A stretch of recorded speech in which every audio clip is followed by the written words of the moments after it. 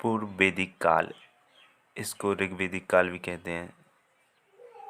इसकी शुरुआत 1700 बीसी से 1000 बीसी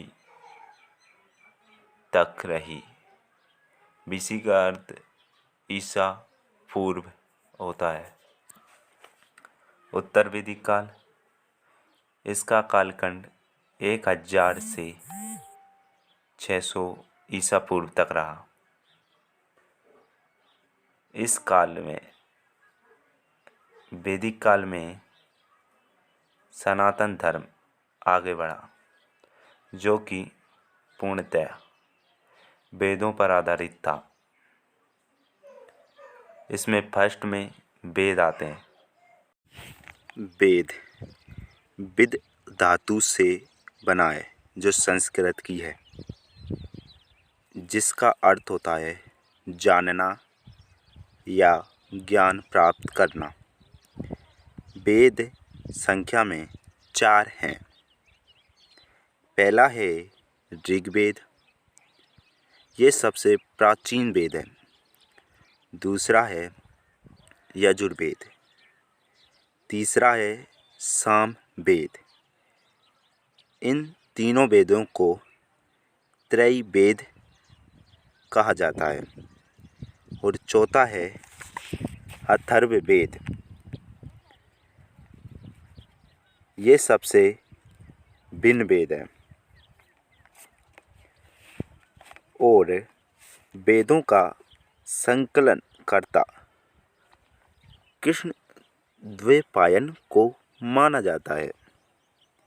उन्हीं को बाद में वेदों का व्यास पृथक करने के कारण इन्हीं को वेद व्यास कहा गया।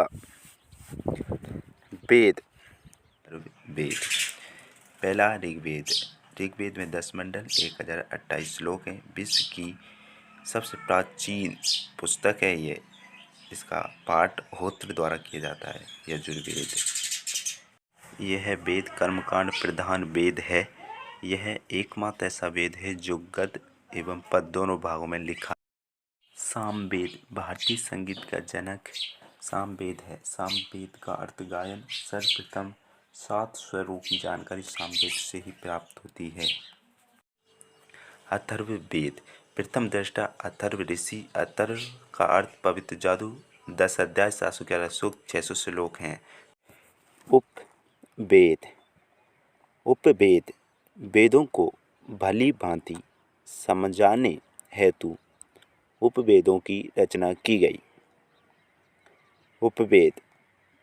आयुर्वेद, यह ऋग्वेद का उपवेद है।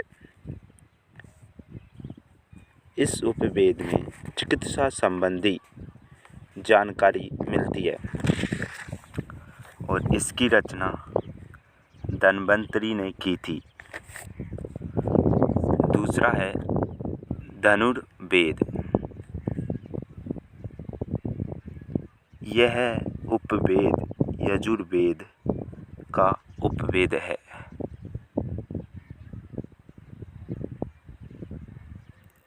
इसमें युद्ध कला संबंधी जानकारी मिलती है। इसकी रचना विश्वामित्र ने की थी। तीसरा है गंधर्व वेद।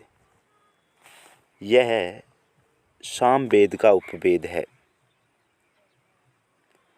इसमें विभिन्न कलाओं की जानकारी मिलती है। गंधर्व वेद की रचना भरत मुनि ने की। चौथा है शिल्प वेद। यह अथर्व वेद का उपवेद है। इसमें भवन निर्माण कला, भवन कैसे बनाया जाता है आदि के बारे में जानकारी मिलती है। तथा शिल्प वेद की रचना विश्वकर्मा ने की। वेदों को समझाने के लिए उपवेद महत्वपूर्ण थे। इसलिए इनकी रचना की गई थी। इसके बाद में हम ब्राह्मण ग्रंथों के बारे में जानेंगे। अरण्य ग्रंथ हम पार्ट सेकंड में इसके बारे में चर्चा करेंगे तथा संपूर्ण जानकारी प्राप्त करेंगे। पार्ट सेकंड, इसलिए मेरे चैनल को सब्सक्राइब कीजिए, लाइक कीजिए और कमेंट कीजिए। अगर आपको कोई भी सवाल या किसी भी प्रश्न पर डाउट हो तो मुझे कमेंट करके बताएं। आप जिस पार्ट पर कहोगे उस पर मैं आपको वीडियो बनाकर दूंगा। Thank you.